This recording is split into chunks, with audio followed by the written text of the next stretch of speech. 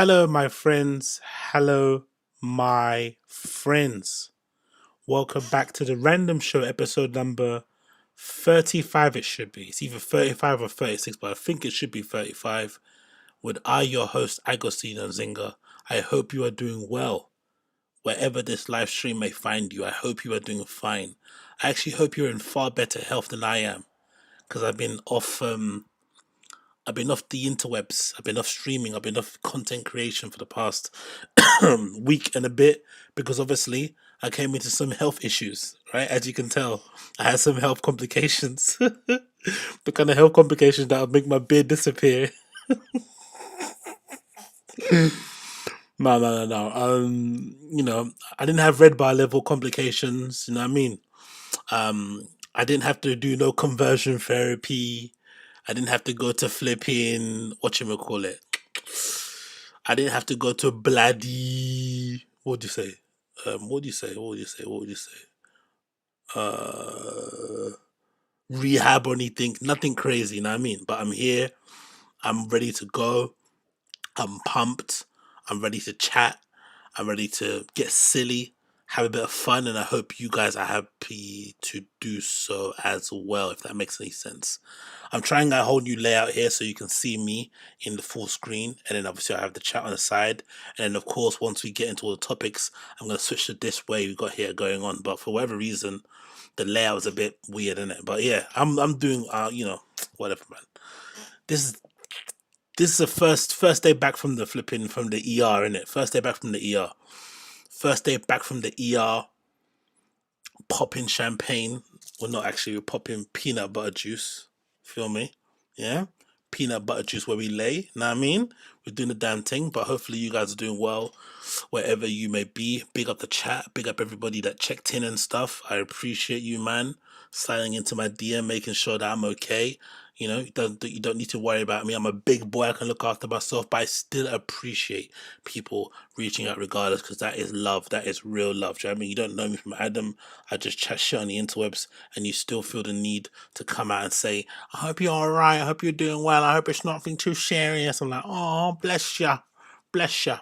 So yeah, big up everybody that reached out. I do appreciate you all. I really bloody do. But yeah, how's it been going? I missed out on quite a bit, haven't I? I missed out on bears, it feels like. I feels like I missed out on so much. So I'm happy to get back into the hot seat. Happy to just start rambling and talking about all this nonsense that occurs within this weird space that we're in and the things that we love. So hopefully you guys are going to be entertained and, somewhat, somewhat entertained, occupied by this nonsense I have to speak about. So like I said, I'm still a little bit, so please forgive me if the show isn't the most barnstorming from front to finish. But I thought, you know what? It's been a week. It's been long enough. I've been moping around, feeling sorry for myself and filling myself up on antibiotics. I need to just let loose and get going really, really quickly. Oh yeah, big up Jess Fury in the chat. Big up my sis Jess Fury. Check out all of her content. She's an absolute diamond in the dirt, especially amongst all these parts. Whilst all of us are just flying from the seat of our pants, talking absolute shit regarding all these guys in the scene, she actually analyzes it from a somewhat intellectual level. So if you want to check that out, definitely check out Jess Fury. She's definitely somebody I recommend and I can vouch for in terms of content when it comes to describing all this nonsense that we are viewing on the interwebs.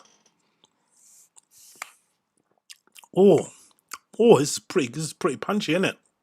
Wow, feels like a hit, mate. Feels like I'm drinking fucking Jaeger bomb. Wow, peanut butter Jaeger bomb. Remember, can you mix that with a Jaeger? I mean, that's my delinquent. That's how you know I've been on antibiotics. That's how you know I haven't been touching anything crazy for like a good month or so. I'm fucking fantasizing about mixing peanut punch with fucking Jägermeister. But anyway, let's run through this thing, innit? Let's do this thing. Let's roll through.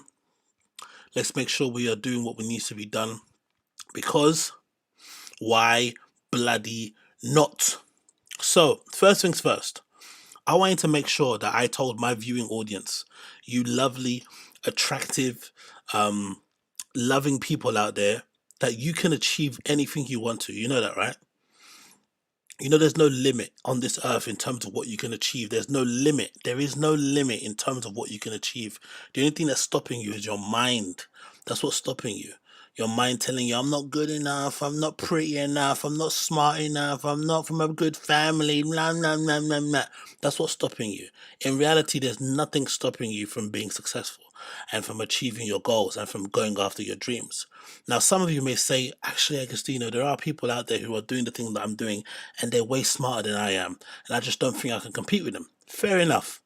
But I think nowadays, there is at least one example of somebody doing a job that through, by all accounts is a pretty difficult job, a job that a lot of people would imagine would require you to have some level of physical and mental acumen able to do it, able to do that job to a good level. There's at least one person out there in the world that you could point to and say, you are demonstrably smarter and probably humanly able to kind of carry yourself than they are, yet they do the job. So if you're out there and you're doubting yourself, if you're out there and you're second guessing yourself, you're saying you're not smart enough, you're not handsome enough, you're not strong enough, you don't fuck enough chicks, or whatever it may be, I tell you to check out this clip and whatever fears that you have about yourself, put them to one side because this man is the leader of the free world.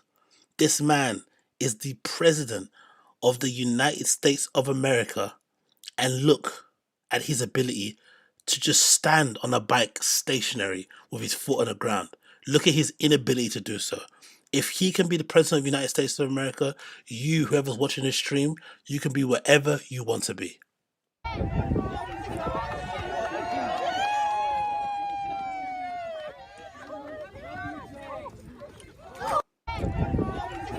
You know what makes that way more funnier than what it actually should be?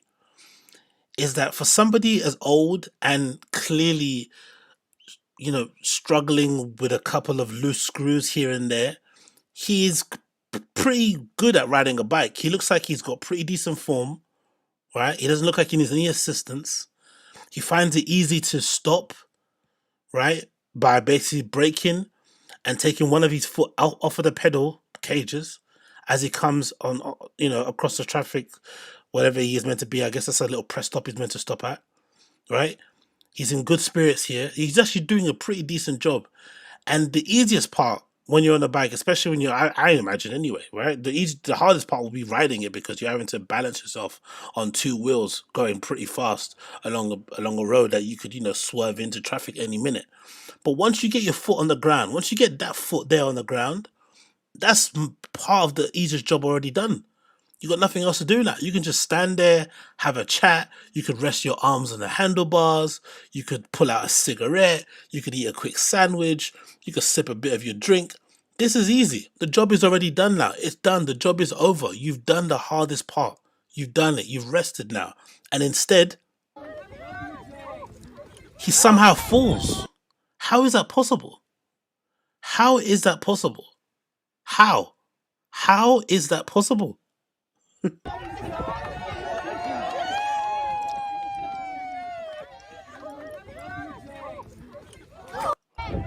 The only way you would say it's possible looking back at it is that somehow whoever he's riding up to must have had the biggest, the most juiciest, the most voluptuous bosoms he had ever seen in his entire life. They were just glistening. They had that, that Rihanna sheen thing that she has. She has this like spray that girls put on their flipping cleavage areas, or sometimes even gay guys put them on. It makes their pecs bounce, right? It was flickering in that clear blue sky wherever they are. It was flickering. It captures his imagination so much to the point where he was staring at those bad boys from across the road. He saw those big juicy melons from across the road and he couldn't keep his eyes off of them. So he thought, you know what, I'm gonna get a close look. I'm gonna get a close up look at them. He pulls up closely to get to them. He smiles, of course, because who's not gonna smile at a pair of bosoms? It's impossible not to smile. When's the last time you've seen a baby, frowning as they're sucking on their mum's bosom? It doesn't happen. Okay, cool. Don't look again, but you know what I mean. And he continues, right? He's on the bike, he's taking a closer look, and he actually's like, you know what? Are those real? Is that caramel I smell? Is that pineapple? Is that coconut? Right?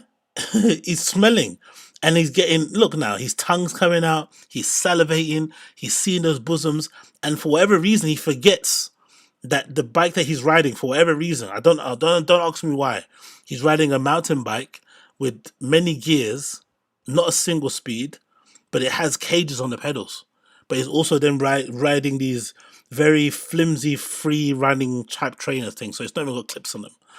And then he somehow forgets that his right foot's got his right foot's on there, and then he just falls because he's an old man. But he's also happens to be the president of the United States of America.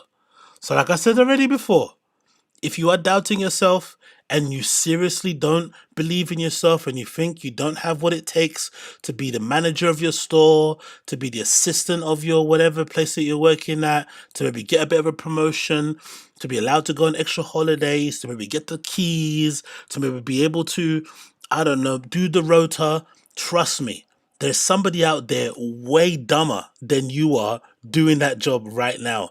Believe in yourself, because if this person can be the president of the United States of America, I guarantee you can be a success too.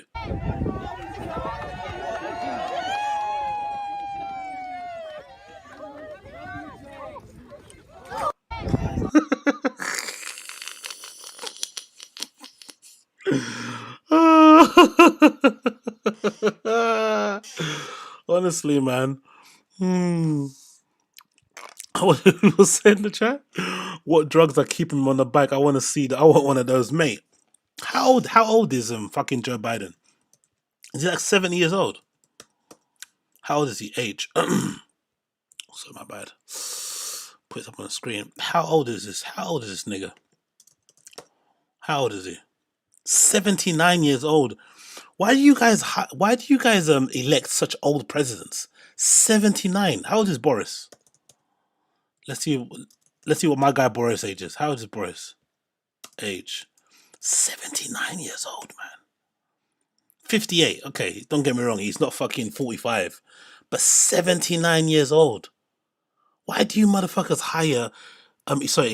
elect fucking presidents that are that old? He's born in 1942. Some companies were founded then. He was born when fucking what, Gillette was founded. When was Gillette founded? Gillette founded. When was it founded? Okay, my bad. Sorry. It was founded before Gillette. Gillette was founded in 1902. So let's see. Companies, let's see here. American companies founded in 1940. Let's see. Because he is old. Okay, well, look at these companies that are founded in 1940s. American Cable and Radio Corporation, Bob's Cola. Do people recognize it? He was founded 2 years after McDonald's.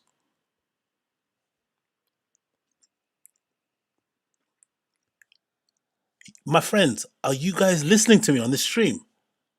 Joe Biden was born 2 years after McDonald's was founded. Look, McDonald's was founded. Look when McDonald's was founded. Look.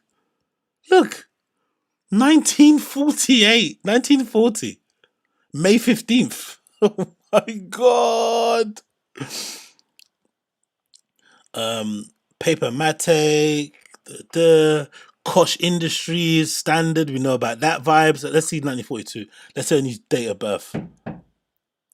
Wow. Arizona Airways, look at that. Oh my God. Wow. Wow, wow, wow, wow, wow.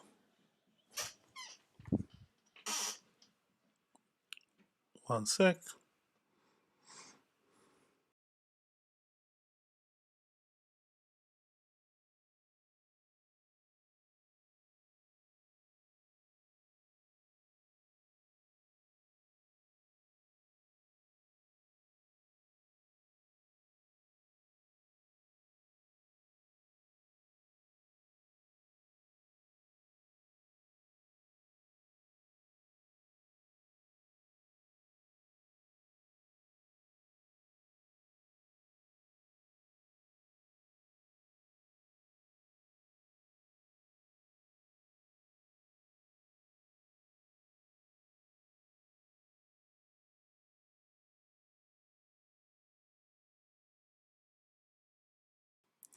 Hello there. Apologies for that. Little technical difficulties. Got a little bit of a knock from the neighbours.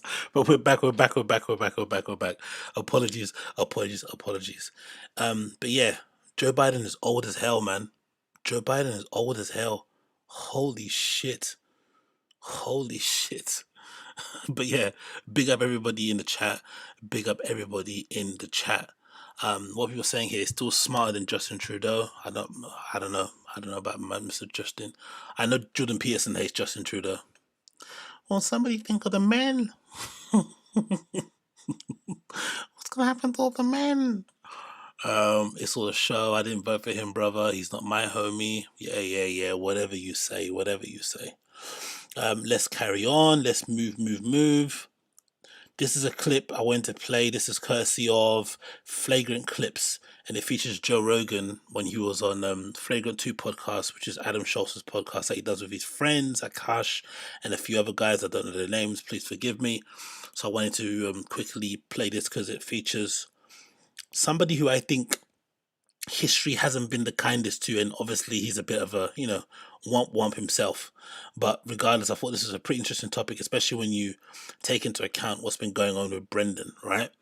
I feel as if, like, for whatever reason, the comedy community in LA treated Carlos Mencia way worse than they had done with Brendan. When you consider, don't get me wrong, what Carlos did was obviously abhorrent in terms of stealing people's jokes, especially right in front of them as they're performing. He goes on after the fact, then does it on his kind of main flipping spot, or he just steals their jokes verbatim, and regardless of the fact, and kind of denies it and just flexes on them because he's a bigger, famous comic, whatever it may be. But in terms of severity of a crime, I would be far more offended and far more pissed off if somebody tried to fuck my wife than if somebody tried to steal my jokes. I don't know about you guys, but that's what I stand on it. So I'm interested to see what Joe Rogan has to say regarding the Carlos Mencia thing after the fact, because I feel like maybe Carlos didn't help himself, because from what I've seen of Carlos Mencia on other podcast interviews such as Tiger Belly, he does come across like a bit of a cunt. Like, he does come across as a very unlikable person, so it makes it easy to root against him. But I think in general, when you look back at things with a somewhat clear view of things without the emotion attached to it, with the benefit of time, is really what Carlos Mencia done that bad compared to what Brendan's being accused of? Not really too sure. Let's play the clip and see what Joe has to say about Carlos Mencia incident. And you can watch the clip you want if you want yourself in full here.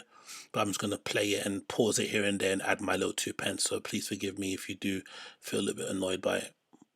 I don't like trashing fellow comedians. I really don't. I genuinely don't. No. Did that change after Mencia? You felt a little Yes, bad? 100%. I Really? thought so. You Yeah. felt bad about During it? the moment of it, I realized how much negativity it creates. I was almost looking at like if it was a system, right? If you're looking at a system, you're looking at like you input X and you get back this. And I'm like, okay, a good thing was done where people weren't in danger of having their intellectual property taken by someone who's far more successful. But the weird thing was the anger. Like watching the anger, like, bah! It's like you're throwing meat to a group of fucking piranhas. Like there's just this buzzing of people joining on one side or the other side. And I realized like a lot of this is not logical. And it's one of the problems with the way human beings interact with each other, that we just choose teams. And it's like a normal, natural inclination that we can't escape, no matter how logical you are. Like even if you're like a super logical person, you're still, there's some part of you that has an inclination towards teams. So how do you push also- yourself away from it? This I think solidifies my POV that I've had for a long time, where I've basically surmised and said that most likely the reason why Joe is so protective, I would say, of Brendan, and maybe gives Brendan this false sense of superiority, is because deep down Joe feels kind of bad about the conversation that they had, which led to the iconic phrase "you'd be surprised." I think regardless of how Brendan tries to retcon it or he tries to make tell a new story, I don't think Joe meant to say that on air. It just happened because he probably was thinking about it for a while. People always say Joe's very blunt in person, maybe more so than he is on air, and he just says how he feels. He kind of just, whatever it may be. And I guess at the time they were really close, and he generally was trying to look out for him. And was like, you know what, I can't let this guy go back in the octagon again because he's gonna get absolutely destroyed, and he might not ever be the same person again. So he's trying to look out for him, and he just happened to be on the same show that they were on. He obviously does what he does, and then I think immediately after the taping of that show, he felt really bad about what happened. But then I think what happened, consequently, or whatever, after that incident, was that Rogan made it. I think, and this is my opinion, just looking at the outside in, I think Rogan made like a personal promise to himself that he was going to do everything that he could in his power to make sure Brendan didn't have to go back to fighting again. So he's going to set him up in a way that he wouldn't have to fight ever again in his life, which obviously I think led to him being one of the most guest appearance persons on the GRE. I think if at a time he had the record, I'm not sure if he still has a record now, but he had a record at one time with guest appearances on there.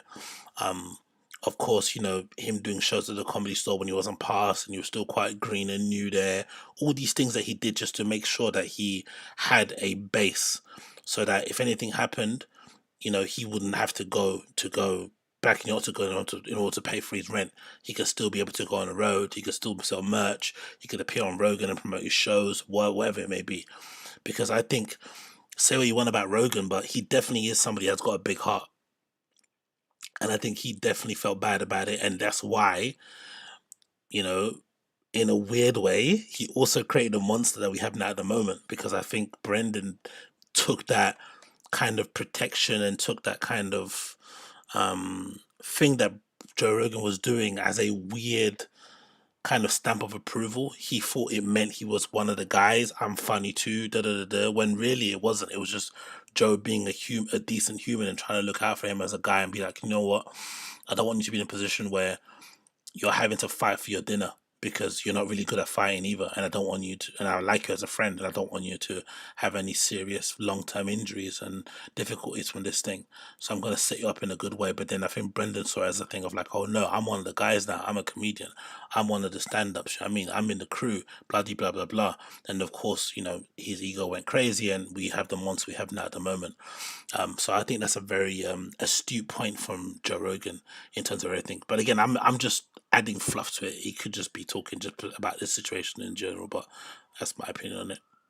Just got to recognize what it is. Like, know when it pops up and just go, this is a dumb road. But is that tough for you? Like when you get shit on by one side specifically, and then the other side is like, yo, you're pretty cool.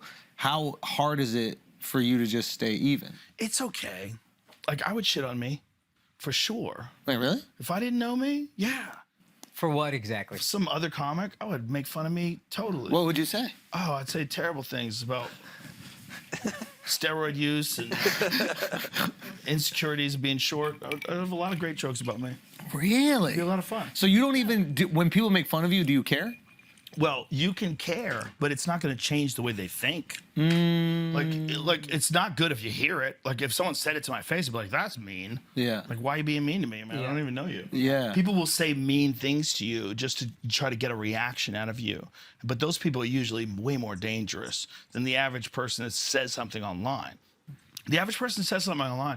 It's like you're not even connected. Like maybe you are. It's like you're trapped in a cave and there's like a tunnel that goes up to the air and you're like, fuck you!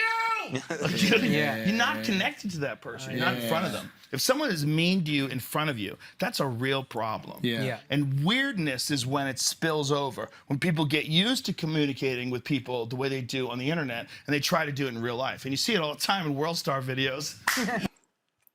You know what's really interesting about this point that he made? You know what's interesting point about it? When it comes to Brendan and the attention he gets from the homeless cats and the Fire and the Kids subreddit, it's really bizarre because I feel like for the most part you would imagine most of Brendan's communications with people in real life are pretty positive, right? The dude's 6 foot plus, 250 pounds plus, former UFC heavyweight, can clearly look after himself. You'd imagine most of these interactions are pretty positive. So I've never really understood from my point of view, again, even being somebody that maybe, you would have described as a flipping quote unquote hater. I've never really understood this whole thing that he has being the bonnet about silencing people online who don't like what he does. Because for the most part, from what I've seen, the people that don't like what he does online are a very small minority to the people that do like the stuff that he does, because those people go and buy tickets, those people go and buy merch, those people, you know, say hi to him at at shows and take pictures and shit. The people on the internet, you're never gonna change their opinion of you anyway. So I don't understand why he does all the things that he does, like lawsuits and all this stuff. It just doesn't really make any sense. And this is one of the most confusing, I think, parts about Brendan as a person that I don't really care. No, sorry, uh, what you call it? That I don't really get really as a person. I don't really understand, because it's clear that Joe Rogan is sort of like his North Star. It's sort of like the person he kind of molds his career around, right? Or molds his career, yeah, around, bases his career on, whatever it may be, right? Somebody he looks at and thinks, oh wow, look what he's achieved. And he has very, I think, lucid way of kind of looking at himself, and he's pretty centered and seems like somebody that doesn't really take life too seriously and just enjoys the moment and absorbs it. You know what I mean? Like, he seems like a pretty decent rich dude, right? So basically I'm trying to make the point of. But for whatever reason, Brendan has picked and choose the parts of his personality that he wants to emulate. But the one thing that he doesn't even try to emulate and comes close to is how Joe Rogan deals with trolls and haters and stuff, because Joe's probably got maybe, I think maybe, if not worse, probably the same level in terms of people that are coming after him. Like, there was a concerted effort to cancel him, even though he's a fucking multi-millionaire, close to maybe being a billionaire, during the pandemic. A concerted effort, like they tried really, really hard to get him the fuck out of here. Like, Brendan's not ever had that kind of attention and scrutiny on him ever, especially with a million, with a couple, with $100 million flipping deal check in the back pocket. Do you know what I mean? And he was able to weather it in a pretty sensible, grown up, non emotional way. And I don't understand why Brendan can't do the same thing with people who just don't think he's funny. And it's not even that bad. That, hey, I don't think. People take piss out of how he talks. But the truth is, he does talk really weird. People take the piss out of how he dresses because, he dresses like a 15-year-old. People take the piss because he doesn't, he's not as funny as maybe he thinks he is, which is the truth.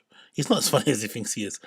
It's not really that deep, though. It's not really anything deeper than that. It's just whatever. And for whatever reason, he doesn't seem to be able to kind of just let it be. It's a very strange way. But maybe it's just, maybe again, to be fair to the guy too, maybe it's maybe it's also years and years of abuse, because maybe it's a thing with some people. Because maybe I've thought about it myself, because I've been on the internet for a while. I've been on forums for ages. I've been on chat rooms. Like I mentioned before, innit? I used to go on this thing called Black Chat back in the day to try and hook up with girls. And it's exactly what you think it is. It's called Black Chat. And, the idea around it was that you were going to try and hook up with like random black people around London and the UK and stuff. And it could be anybody. You don't know what they advertise, whatever it may be. It was all kind of online based. I've been on forums from day dot. And I think because of that, maybe I've just got a bit of a thicker skin. I don't really take anything seriously. It's just internet. It just doesn't really matter, really, innit? People just say crazy shit to get people's attention. I don't care. I let everything run. On my comment section, I've never deleted a comment in my entire life. Like, if YouTube decides to block a comment, that's them, but I never delete people's comments. I don't give a shit, really, for the most part. But then again, I'm fucking small potatoes. Do you know what I mean? I can only imagine what it's like being reminded every single minute of your life that what you're doing, people hate it, right? They hate everything about what you do. They think you're not funny. They think you gave yourself cauliflower ears. They think you're redacted. They take the piss out of what you wear, how you eat, how you drink. And maybe there must come a point where you're like, you know what, enough's enough. I'm gonna snap. But unfortunately, with the internet, once you show weakness, once you show and you give light to things that annoy you, people are going to just keep twisting and twisting and twisting. And unfortunately, this is the bed he's made in it, and now he's got to lie in it. It is what it is. It is what it is. Big up the chat. What people saying here? David Emery, your convo is such a breath of fresh air compared to Unique's. Cheers. Thank you so much, friend. I do appreciate it. Although I'm not really a big fan of comparisons and saying, "Oh, you're better than this." We're all here talking shit. I'm not doing anything smarter or better than anybody else. We're all just flipping reacting to other people making content, which is the lowest form of content creation out there in this flipping internet space we're at the moment. I'm no better than anybody. I'm still doing the absolutely worst thing I could be doing with my time. I should be reading a book. I should be starting a family. I should be learning how to drive. I should be helping my local community. Do you know what I mean? Instead I'm here reviewing clips of flipping comedians I'll never meet or see in my entire life. Like, this is not noble at all. Um, Diego Pons says, Shaw tries to silence haters online and sue small YouTubers because his way is too thin-skinned. Yeah, I don't get it, man. I don't get it personally, but hey, it's not me in it. I'm just a tiny little guy. Next as well, this is a little bit of a PSA. I wanna ask my fellow viewers and stuff to keep Theo Vaughn in your prayers. Not sure if you guys out there are praying type people, or if you give a shit about religion or anything along those kind of lines. But according to this clip, it does look like our boy Theo is going through some troubled times. I know he's been struggling with sobriety for a while. It's been off and on for a bit. I do like the fact that he's very open and willing to kind of share when he is struggling with sobriety and when he is having some down times and some times that, aren't really the best. He does go out of his way to kind of share it with everybody, which I think is a great thing. But it does look like he's back on the white stuff, unfortunately, according to this clip that I found on the Theo Vaughn subreddit. So I would implore anybody who is a fan of Theo, and I am a big fan of his, that to kind of keep him in his prayers, in it, because it doesn't look great, to be honest. It doesn't look great. So yeah, it's not looking good, innit? Not looking good, but big up Jess with the fucking... Oh, if I had to deal with Brendan and Delia, I couldn't be sober, to be honest. Look, man, I've had my, I wouldn't say I've had my struggles, but I've had moments and parts of my life where I've basically indulged a bit too much in the old Class A substances. And I think for the most part, when it comes to entertainment and when it comes to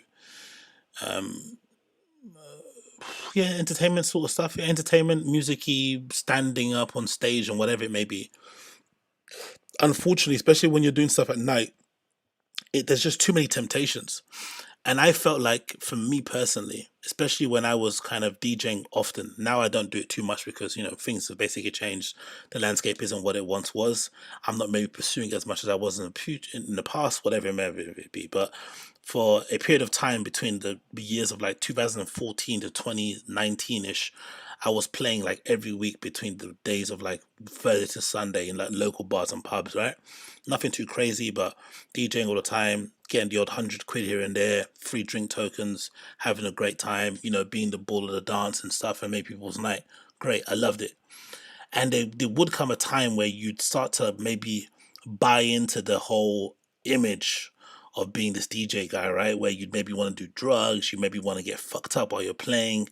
And for whatever reason, there's this romantic idea in your head that plays that gives you the idea that you're actually better the more high or fucked up you are.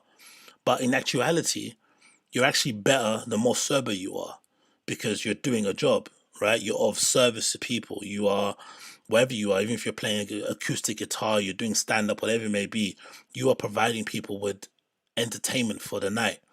You're basically setting the mood, right? You're basically setting them on their way, wherever it may be. And the only way you can do it really well is to be sober. Especially if you want to be somebody like a Theo Vaughn, you want to be at the top of the top, right? You want to be competing with some of the best competing. You want to be on the same level as some of these other big comedians out there. You want to be selling out shows and doing tours and stuff. It's just not conducive to have that kind of rock star lifestyle if you're also trying to achieve those things. It just doesn't work out. Something has to give. And I know from my experience, from just playing in crappy bars and pubs, how difficult it was to kind of avoid that temptation, because there's always a bartender, there's always a bar back, there's always a kitchen porter, there's always a sous chef, there's always a security guard who's gonna, who wants to offer you a line, offer you a bump, offer you a drink. Like, there's always something, a joint, there's always somebody willing to do that because they just, they like you being around, you're a good person, you're chill, you're good to hang out with. So to be able to withstand those temptations and just treat it like a kind of like a job and just be able to clock in and clock out, it takes a lot of willpower, man. Just a lot of determination.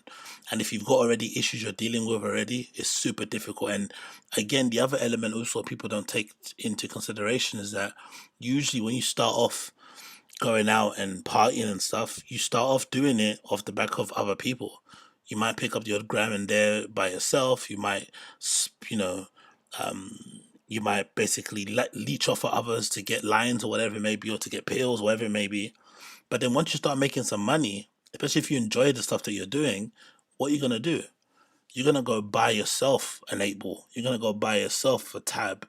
You're gonna go buy yourself a pint because now you have the money to afford it because you couldn't before.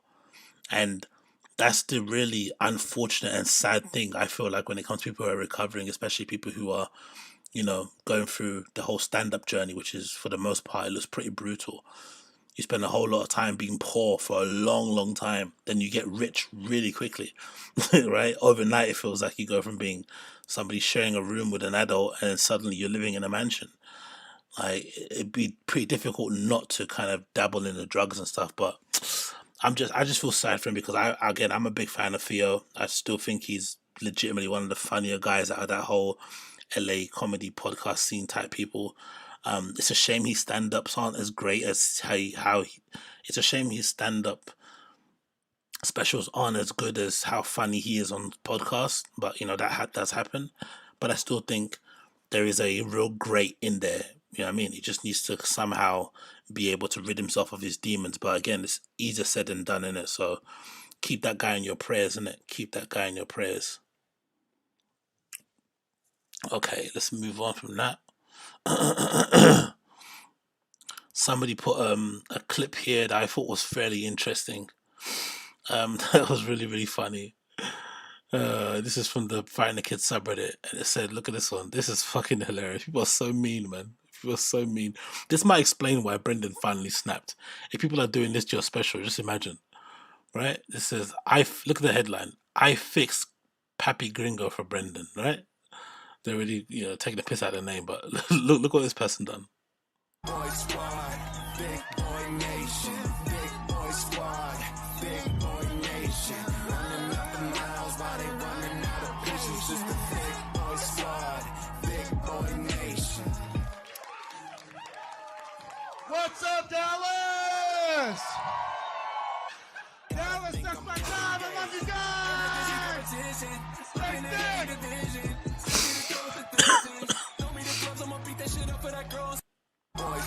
I mean that is to do that. Oh my god, sorry. Still a little bit groogy. But mama mia, that is so fucking mean. Oh shit. What were you saying in the chat? Ryan Anderson said he does seem a little bit out of it. Yep, for sure. Jess Free says I hope he stays out of LA. True. Ryan Anderson says Brian Callen too. He's so talented. Definitely agree with that. Jess Ryan says just got here. Have you played Sam Tripoli? Not yet, mate. Not yet, Ryan. I haven't played Sam Tripoli. DBA Dave says hard drugs desensitize you from the audience. That's great for dancing, but terrible for a show. Yeah, no, for sure. Actually, Joey Diaz was one of the people actually who kind of got me to stop doing anything when I was DJing. I think towards the end, this was like 2019 to 2021-ish kind of, when I was coming in and out. Yeah, goddamn Zigga lips. Yeah, I know. Allow me, please. I know I look like a flipping Malteser, but I had to get rid of the beard, man. I had some health complications, so I had to kind of, make myself feel a little bit, whatever, clean. But yeah, please don't take the piss out of me, please. But no, Joey Diaz was one of the people that really opened my eyes about desensitizing how drugs have a negative effect when you're performing. I think Joey Diaz made a point one time on his show where he was like talking about, how he used to struggle with coke and stuff and going out and partying. And I think he said something along the lines of, oh, drugs kind of, they numb you from the connection you have with your fans. And obviously you're saying it from the point of view of a stand-up. But I know from DJing that when you go and DJ at places, for the most part, if you're a really good DJ, you always have a set you have in mind. You pick some tunes that you want to play.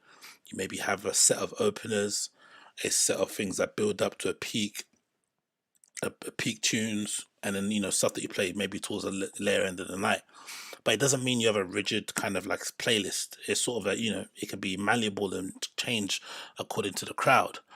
But usually the best way to kind of do it is to pick your tunes like that, have them all kind of laid out, but then obviously have an element in your set where you can kind of freestyle and go with the flow, with what the crowd's kind of feeling, and kind of read it, right? I mean, in terms of maybe requests or maybe in terms of the vibe.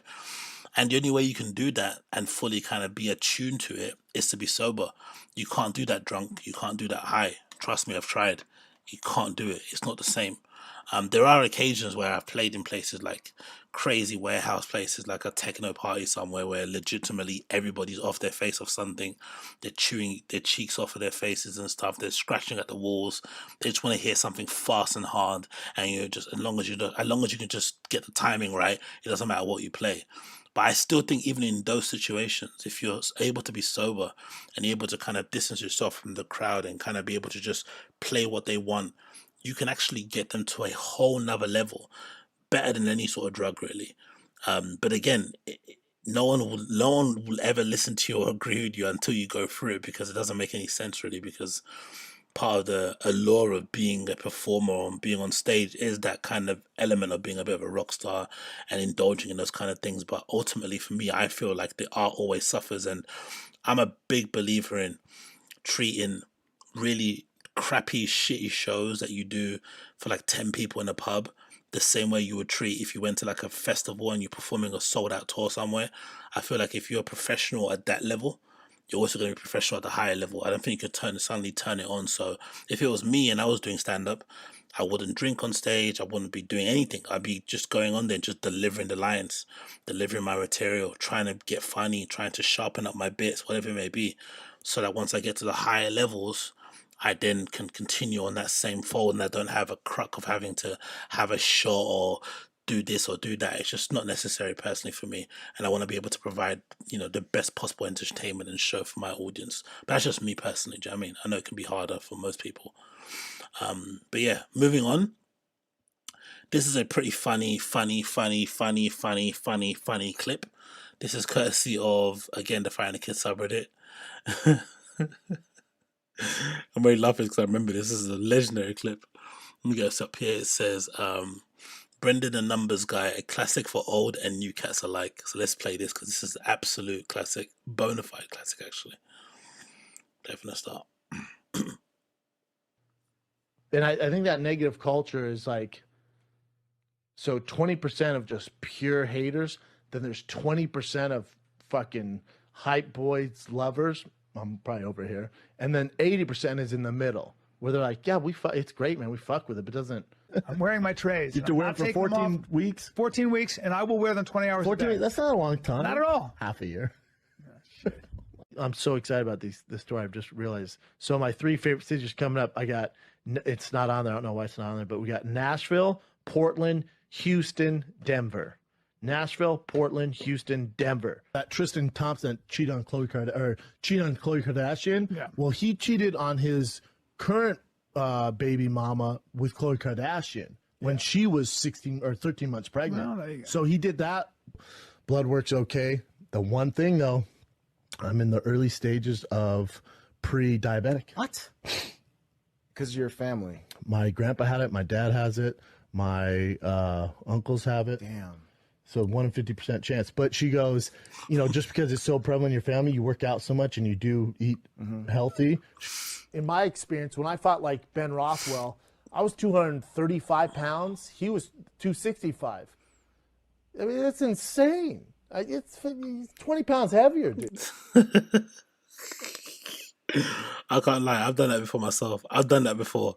He's got that face of somebody who's trying to figure out the equation in his head, and he hasn't got to it yet, so he just blurts out the closest but also not that far away from the answer. You know what I mean? Like,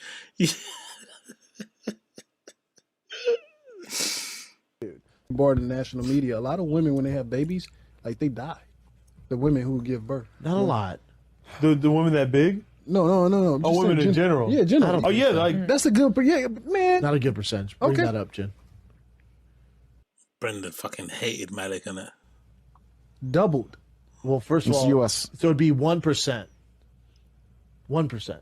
What? So if it's 10 per 100,000, that'd be 1%. Oh. 1%. So it might be a $15 million contract if you were to do all 8 fights and win all 8 fights. The potential for 15 million's there. Okay. But when you break that down, that's not that much money per. So 8. What's 8 divided by 15? Making a few 100,000 a fight. 15 divided by 8, right? 1.8. 1.8 million a fight. That sounds right. Honestly, I've said it before and I'll say it again. I honestly do think part of being successful on the internet, you need to have a level of lack of self-awareness or delusions of grandeur that allows you to be just like confident even when you're extremely wrong in everything you're saying. It really does go a long way. It really, really does go a long way. I think, look at the people that you like, especially smaller creators, right? You think, oh, this person's really good. They should be bigger. Da, da, da, da. I bet you most of the people that you like who are way smaller, I bet you they have loads of self-crippling doubt issues. They have loads of insecurities, right? They have loads of shame. All these sensible things that normal people have. But check the people who are smashing it, who are successful, who have the crazy cool flipping thumbnails and the amazing, super amazing mansion apartment backgrounds and stuff, and the crazy cars and the family channels. They're all people who have zero to any capacity to feel shame or doubt in anything they say. Anything that comes out of their mouth is gospel. Anything they do is the bestest, the biggest, the brightest. Whereas us normies, we have crippling flipping self-doubt issues all the time. We're questioning ourselves. We're trying to prove ourselves. We're trying to prove the people that, are no longer in our lives, wrong. You know what I mean? We've got all these things that are going on day to day that we're kind of making us hard to go out there and create content to this level. But sometimes I feel like you just have to be... You just have to be legitimately unaware of how dumb you come across to be successful. You really do, especially on the internet. It does go a long way, man. It really fucking does. Let's continue. What they talk about here? What people saying in the chat? People saying in the chat here, goddamn, yeah, Paris is amazing advice. Thank you, Paris. I big up you. Professor Prime says no bid, freaking me out. Yeah, I'm sorry about that. I should have given you guys a warning. Just says Brendan, don't talk about cheating. Diego Pon says he's the late state of CTE, one of the best commentators channeled out there. Thank you, Glasshouse. Tu Chang says big up B, I can't talk. Exactly. And Jake 213 says big up Ag, hope you're well. Yeah, I'm good, brother. Thank you for asking. I'm good. Hey, look at this interesting development, right? Look at this interesting development. I happened to stumble across Mr. Potato Head himself, Erik Griffin's page, and look what's occurred. It looks like the big man got married, yeah, finally, right? He's always moaning and crying on his fucking podcast about something. So now I guess he's happy about getting married, hopefully. He's probably going to be moaning and crying about that soon anyway, regardless. But happy congratulations to him. He got, by the looks of it, he got engaged to this lady here. So, congrats, big up. But the interesting part of it for me, aside from him looking like a mixed race Kentucky Fried Chicken guy, right? He looks like the one mixed race plantation owner. Apart from that, is this picture here. This is a very interesting picture, isn't it? Right? Why is this picture interesting? This picture is interesting because I remember there was a clip that went around. I think it was a clip taken from, I'm gonna say, King of the Sting. Erik Griffin was on it. And I, of course, incorrectly, many months ago, predicted that Erik Griffin would get kicked off of there because he's not cool, he's not funny, and people don't tend to have as much respect for him in the comedy scene. It feels like as other people. I don't know why, but it is what it is. But for every reason, that didn't transpire, and he's on the show now, so success, congratulations, do your thing. But I remember there was a clip on there where Erik Griffin said something in passing like, oh, I can't wait until my wedding because it's going to be funny to see all the drama that's been going on and see how people interact or something. And I think it was around the same time all the stuff was happening with the whole truck walk thing with Annie Lederman and Brendan. Did he or didn't he do it? And I remember looking at that clip thinking, bruv, like, you're a grown ass man. This is like, I don't know, not to be mean or anything, but it seems like this might be his first girlfriend, right? He's getting married, right? It's a big day, and he's legitimately thinking about drama between his friends about some nonsense online. Like, what are you doing, bruv? Like, focus on your fucking big day. Do you know what I mean? Like, get right. You know what I mean, whatever. It did really sit right with me. I think, well, that's a weird comment to make.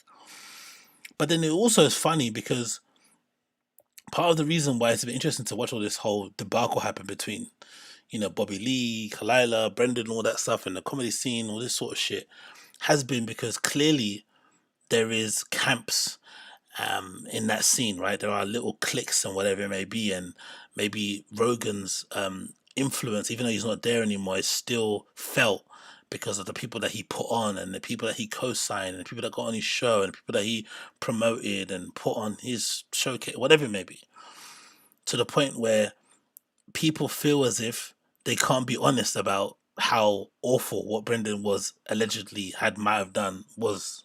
Do you know what I mean? They can't just be honest and say, yeah, that was kind of fucked up. So they kind of have to dance around it. And obviously, because they have to dance around it, it means that if you're Erik and you've got a wedding coming up, you can't exactly not invite Brendan because he essentially pays your rent. Do you know what I mean? Because he employs you on King of the Skin. King of the Skin, whatever the fucking show's called. But then you also can't, not invite Bobby because Bobby's your guy. I mean, he's a guy that he was crying over because he didn't do the show with him and stuff. They clearly got a weird relationship, but they're clearly close. But because of that whole weird, we can't say what we feel because he's Rogan's friend thing, I felt they were just going to let it ride and let it happen and just thought, you know what, fuck it, let's just invite both of them, see how it goes down. But clearly, someone made the executive decision, and it looks like the Big Brown was not at the wedding, mate. Big Brown wasn't there. So he made an effort to fucking attend Andrew Schultz's wedding because he knew Joe Rogan was coming, right? It was fucking bizarre, to say the least. But he didn't have the time to pop down and, to attend flipping Erik Griffin's wedding. Even though Erik Griffin did a really touching, I thought, speech at the end of that. What was it? Was it special? No, was it that kind of big, that video they did where he was crying over something? I thought Erik Griffin did a really good speech in terms of, speaking about how he hated Brendan at first, and then he later on found out that, he didn't hate him because he pays him and because he pays him on time. Well, I thought that was a very interesting thing because this might speak for the overall change in atmosphere and in temperature out there in LA. Now that Big Daddy Rogan's gone, they're able and they're brave enough. All these men here, right? All these men, all these testosterone-filled men, all these alphas are now capable of standing up to Big Brown because Joe Rogan's not around anymore to kind of intimidate and bully them from the sides. I mean, very interesting. Very, very, very interesting. And you reckon Joe Rogan's probably, shorter than Bobby Lee? And he has this outsized influence on all these men. Flipping crazy, isn't it, right? That's why when people say, or when I say he's a male Oprah, I think that's probably doing him a disservice, man, because my man's moved to Austin. He's in Texas now. He's setting up a whole club there. He's completely moved his operations, everything. His entire life, and he's still got this outsized influence with his people. But yeah, Brendan not being at the wedding was a bit interesting, isn't it? But not surprising either. Maybe he just decided himself to be like, you know what, I'm not gonna go. It's gonna be weird and awkward anyway. Look, it's definitely an LA wedding, isn't it? Guys are going to weddings with beanie hats on and shit. I mean, wearing slip-ons and blazers. It's just like, one day you can't just wear a pair of shoes, no? One day? No? Just not one day you wear a pair of shoes? All good, I guess, isn't it? Who's standing on the tiptoes? No one? Of course he had to turn up in all white, innit? But yeah, man. But yeah, look, it is what it is. Is there pictures of the actual wedding? Yeah, they look cute. Bless them. Oh, Thingy did the nuptials, Rick. Amazing. Okay, that's pretty cute. That's pretty nice. Well done to the both of them. Imagine if they would have let Brendan attend this event after everything that happened, man. All the drama going on, your special day, your one special day, married, you know what I mean? To the love of your life. You're going to start a family together. It's a whole new chapter. And you're allowing all that drama to happen. You can't be allowing that to happen, innit?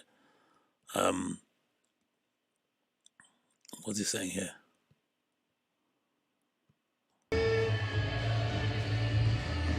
There's that moment where you have to wait. I know that, right? That's crazy because all the people that the people would want to see are already gone. Oh, yeah. Oh, yeah. Santino, Bob, and stuff like that, yeah. Okay, cool. Then we're not going to see the video then, are we, mate? What's this video here? Carry home. What's he doing here? That's nice. That's cute. Congratulations to them anyway. I'm going to play God. I don't want to get struck down. Congratulations to them. It's good to see some love. It's good to... You know what's actually good to see? You know what's good to see? It's actually good to see somebody... This is me being for real now. It's actually good to see a stand-up comedian, right? Who legitimately looks like he's in love with his wife. Like, Erik fucking loves this woman. He talks about her so much on the pod. He's always talking about her, Rachel this, Rachel that, Rachel that. Maybe because, you know, she's clearly a smoke show and stuff, but they generally have a love and appreciation for each other, clearly. Do you know what I mean? And it's nice to see somebody who clearly loves their spouse, wants to spend their life, because I don't think they've even been together for a long time, if I'm not mistaken. I don't think they've been in a relationship for a while, and he popped the question very quickly, so he knew. I mean, this is for me. This is forever. So big up them because he clearly loves her. They're clearly in love. They clearly want to be together for the rest of their lives, and it's refreshing to see because we hear too many of these fucking comedians complaining about their wives, acting as if they're fucking, you know, I don't know, man, the most awful people in the world because they dare to ask them to go on a holiday together, or to maybe go out on a date night, or to maybe not go on tour for another weekend. Like, honestly, some of these wives in stand-up comedy and the wives and girlfriends, man, honestly, they're the most abused people within that community. It says, you know, I honestly do think that. So big up Erik Griffin, big up Rachel, and, you know, may they breed into the sunset, into the nightfall. I don't know. You know what I mean. Anyway, let's continue. Oh yeah, Delia was there. Someone said Diddler. Delia was there, wasn't he? Yeah, Delia was there. He actually was. There he is. Big old DD. Chrissy D. There he is. Okay, anyway, let's move on. Exactly, just like Mr. Callum Talum. Oh my god, imagine that. Diddler, best friends, Bobby Lee. Anyway, let's continue. So, the main crux of the stream I wanted to talk about was this absolutely epic video, epic clip, courtesy of course, the Schaub Show featuring Brendan Schaub, where he gives this is again, we got to go from the top here. This show, I think, the show I'm doing right now is pretty confusing. I call it a random show because I generally talk about random topics, but they tend to focus upon the LA stand-up comedy scene. I may sprinkle in some odd stuff here and there, but for the most part, that's what I focus on. But I also talk about random topics on my actual podcast, the AgostinhoZinga Show, right? But it's on the same channel, so it can get a bit muddy, and you can think, oh, I'm just talking about the same shit again and again and again. Even though I've got nearly 3,000 videos, most of which don't really talk about comedy. But you know what? We progress. One of the weirdest things, I think, if my show's weird, I think the Schaub Show is even weirder because for whatever reason, the Schaub Show is basically, Below the Belt that he did on Showtime, which was essentially an MMA combat sports type of podcast show thing.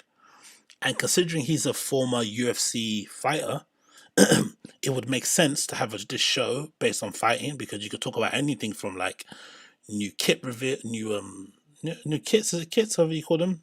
New Jersey, whoever kits reveals.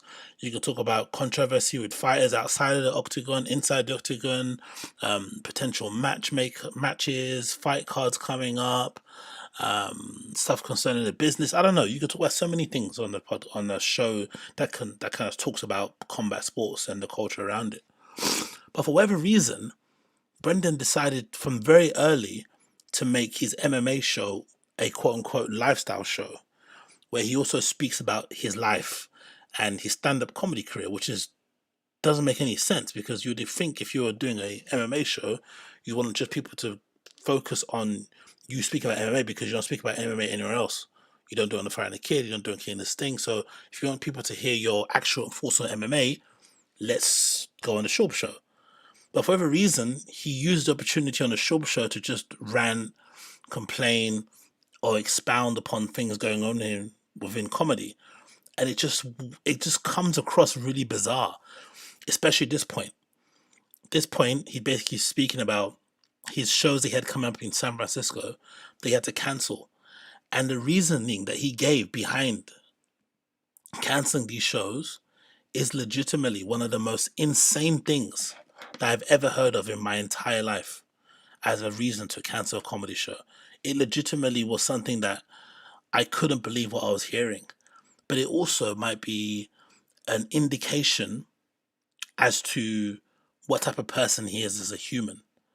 That he's so willing and able to lie about the most weirdest things. Like, because this doesn't make any sense why you would lie about this. Because we have no way of corroborating either if it's a lie or if it's a truth. But most likely it is a lie. And why would you lie? Do you know what I mean? But this is basically Brendan Schaub trying to explain why he had to cancel a whole weekend full of shows in San Francisco. And hear how he tries to basically explain it. Prior to the pandemic, I would say in the 7 years doing stand-up comedy, it is top 5 of all time. It was on freaking real. Portland's interesting, man. Portland is a shit show. Portland is a shit show. Certain cities, as a comic, it's tough, man. Like, I had to reschedule my San Francisco dates this coming weekend because they recalled the district attorney and people aren't going out to clubs and restaurants. And we knew there was a problem because my brother, who's my tour manager, goes... Sorry to pause straight again. But that to me is an automatic tell that somebody is lying. When you start talking about something, you try to explain away the situation, and suddenly, just as you're talking, you happen to develop a weird scratch, a weird itch, a weird tightness that you have to kind of get out just at that moment. It's like, what? And again, just keep listening to why he has to cancel shows in San Francisco. Just keep listening to this. Restaurants. And we knew there was a problem because my brother, who's my tour manager, goes, man, I'm looking at hotels, like nice hotels. Like I think the Ace Hotel that we stayed in last time, which is, the heart of San Francisco. San Francisco is not cheap by any means. Dude, you're talking some of these hotels, $60, $80. No one's coming to the city. So they wanted to push the dates till things are a little safer. So I'll have some updates as far as when we're rescheduling San Francisco, but that's out of my control, man. These cities that wanted to defund the police and, slap criminals on the wrist and then put them back on the streets. It's there's some consequences there, and one of them is me rescheduling dates. That's what it is. Like in Portland, we stay. What do you call that? Is that narcissism? Is that a form of narcissism to legitimately, is that a narcissistic personality trait to somehow believe that your show is worthy enough of a club contacting you directly and telling you only to reschedule your shows because the whole city is locked down because of what? Defunding the police. Because San Francisco is overrun by flipping warlords and gang members and shit, patrolling the streets with flipping hammers and fucking chainsaws. Like, what? Stay downtown, and you'll see I'll post the Portland bit. I had a whole bit that I wrote in the green room in Portland about how shitty the city is. Now, as outside, so most, like I do the meet and greets, right? I meet all the people at the meet and greets. Nobody's staying downtown. They're all, yeah, we don't come down here. One time we come down here is do a comedy show or maybe a restaurant, but really, unless we have to be down there, nobody's staying in downtown Portland. It is Gotham City down there. So, everyone's staying on the outskirts. Everybody's on the outskirts in Portland. But as far as, just, as a city, it's, I love Portland, man. I mean, I know they have their. I just can't believe it. I just can't believe it. Why would you lie about something that is just that does like clearly from what we can ascertain, ticket sales in Portland for someone like a Brendan Schaub aren't going to be the greatest anyway because of just who he is. And maybe the comedy that he does, or maybe because he's not too famous, whatever. Everyone has their places in the world where you just can't move tickets. I'm sure as a performer, everyone has a particular spot in the country, in the world, in a particular region where for whatever reason, you just can't move tickets for love nor money. It happens. But to create this entire narrative, as he would say, narrative, right? That's somehow defunding the police and the district attorney and all this sort of shit is the reason why you can't perform in Portland. Excuse me? I'm sure there's protests happening there all the time, right? I'm sure Portland is a very politically active place.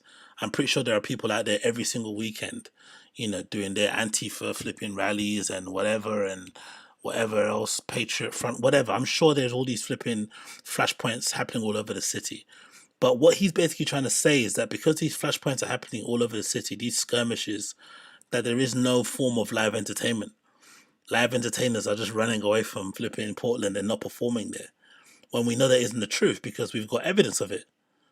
I think the same dates that Brendan basically said he cancelled, the same place that he was going to play at, according to the screenshot, they filled them with other events. So how can it be that it's not safe enough for you to go to perform, but it's safe enough for everybody else? The former UFC heavyweight, the former top 15, top 10 contender, and real badass, the guy that he says, because he always describes himself as, oh, I look like a Hell's Angel, right? The guy looks like a Hell's Angel. The guy that's not a soy boy, somehow the club is saying it's too dangerous for you to go there, but it's okay for everybody else to go there. It's okay for Anya Zova. It's okay for flipping Austin Carr. It's okay for the Juneteenth Comedy Festival. They're okay to go there, but you can't.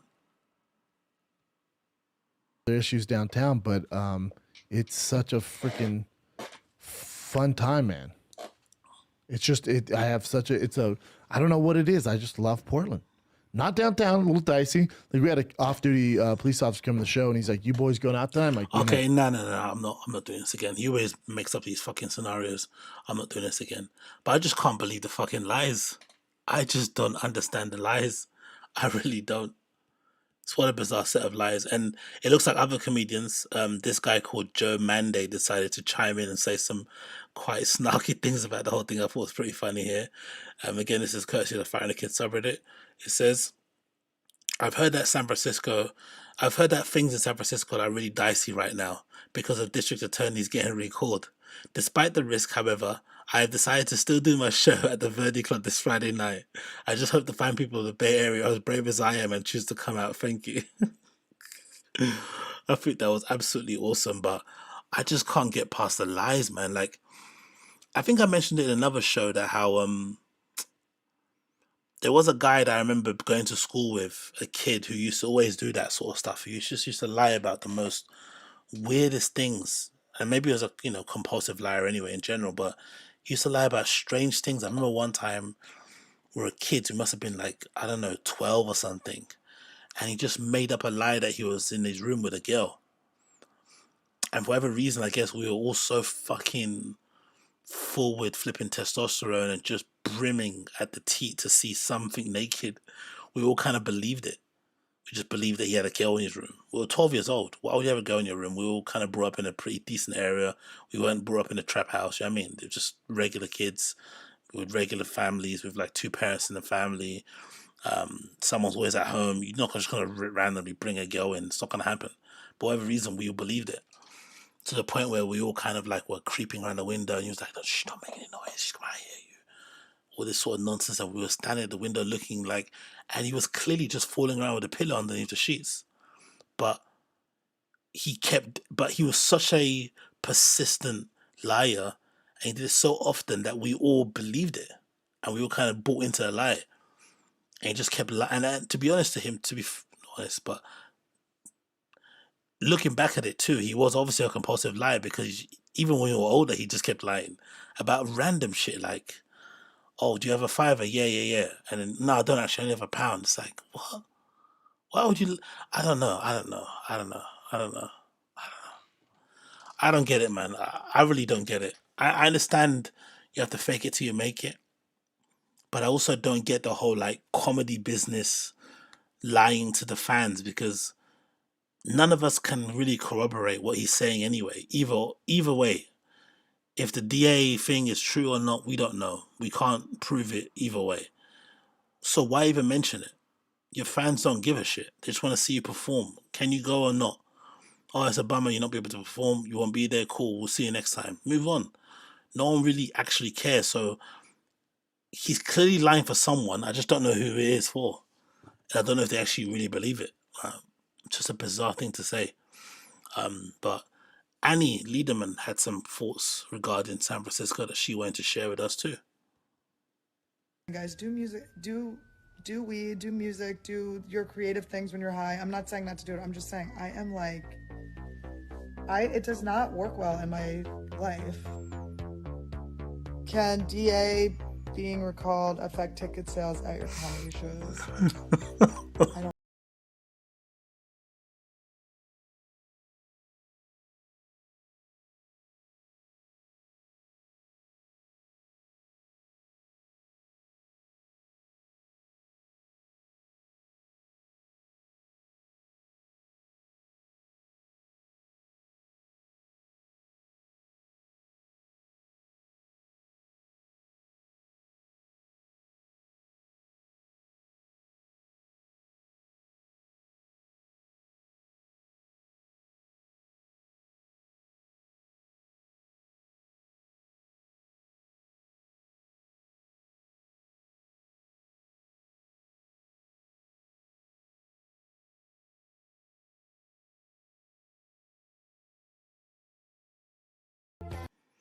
Don't get again, not to objectify women and shit, and not to be the judger of people, but you know, it says a lot about somebody in it that they're willing to chuck away their whole family.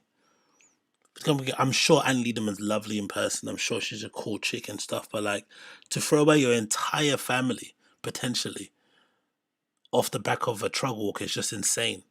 And like I said to you plenty of times before on this stream, I really want to know what sort of signs he felt like he was getting, because usually to offer or to go down that route with someone, usually for the most part, you would probably think of them as a slag, right? You think, okay, this person's going to be easy. Annie doesn't really strike me as somebody as easy. I don't really look at her and think that she's a flipping whore. Do you know what I mean? I don't think of her as a whore at all. So this is honestly, this is such a minute thing and no one really cares about it. But I really want to know what signs Brendan must have felt like he was getting from Annie that would allow him to go down that route on his head of like, you know what? I think I might get her to suck my dick in a fucking drug. You know what? I think she might be able to lick a little mushroom tip in the passenger seat of this fucking white truck, mate. I really do want to know what it led to it, because she doesn't strike me as that person at all. Unless maybe you happen to be somebody that ticks her boxes and it happens, cool. But I don't get the feeling that she's a. You know what I mean? I don't know. I don't know. I really don't know. I really want to know. But yeah, the thing about ticket sales, going back to it. To be fair, the ticket sales things, right? To be fair, it's not all Brendan. I think all these comedians do it. So I think they've created this kind of culture or this behavior that they have now where you have to sell out, close to sell out, all this nonsense that they do, right? Which I've never understood really, because if you're a fan, you don't care if it sells out. You're not there because I'm part of the sold out crowd. You're there because you're a fan of that comedian and what they do, and you want to support them, and you want to, support them by going to the shows. So I've never really understood the whole like fascination that these comedians have with trying to appear like they're selling more tickets than they're actually selling, because the people in the business know you're not selling those tickets if you're lying. The people in the crowd who were there know because they were there. You know because you were there. And we'll probably be able to figure it out because they got the internet. So it's like you're not convincing anyone. Zero. The only people you might convince is maybe fucking podcast sponsors who probably don't look into things too deep and just want to get their shit in front of people's eyes and ears and shit. But for the most part, you're not really tricking anybody. I mean, it doesn't really make any sense. So I just don't get it. I don't really understand personally. I don't really understand any of it. It was a real big mystery to me, but whatever. Let's go back to the chat. What are people saying here? Seth Podlock says, could Jay be lying to him and protecting his ego about ticket sales? Could Jay be lying to him? I don't think so. I think from the whole 800 pages that we saw with whole Bobby Lee and all that drama, I think one thing we know for certain, that entire crew of people at Thick Boy Industries or Studios, whatever it's called, they're just redacted. They're not the smartest guys in the world.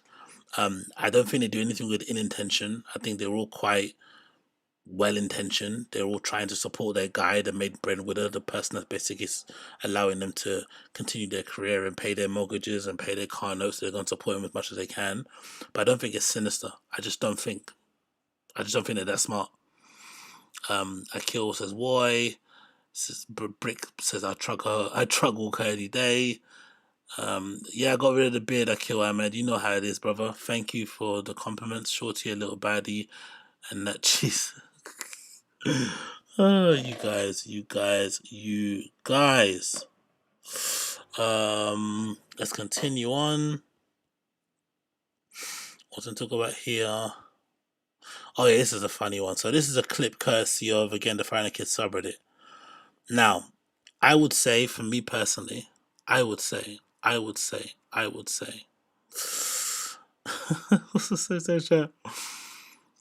Let me know who something says what the 66th annual North Beach Festival this weekend, 18th and 19th. Cobbs is in North Heath.